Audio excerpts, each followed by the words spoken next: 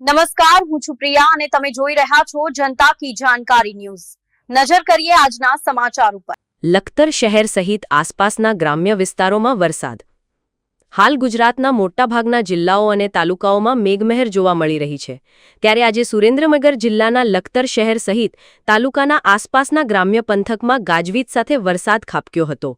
હાલ હવામાન વિભાગ દ્વારા ભારે પવન સાથે વરસાદની આગાહી કરવામાં આવી છે, ત્યારે આખા દિવસના ગરમીના ઉકળાટ બાદ લખતર શહેર સહિત આસપાસના ગ્રામ્ય વિસ્તારોમાં પૂરા દિવસના ગરમીના ઉકળાટ બાદ એકાએક વાતાવરણમાં પલટો આવતા બપોર બાદ વરસાદ શરૂ થયો હતો।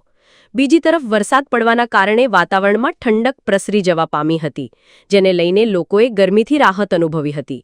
લખતર તાલુકામાં ખેડૂતોએ પોતાના ખેતરોમાં બીટી કપાસ, મગફળી સહિતના પાકોનું વાવેતર કરેલું છે, જે પાકો હજુ નાના છે, ત્યારે વરસાદ શરૂ થતાં ખેડૂતોમાં પણ ખુશીનો માહોલ જોવા મળ્યો હતો। જો કે હવે વધુ વરસાદ પડે તો આ પાકોને નુકસાન થવાની પણ ખેડૂતો દ્વારા ભીતિ વ્યક્ત કરાઈ રહી છે। રિપોર્ટ જયેન્દ્રસિંહ ઝાલા।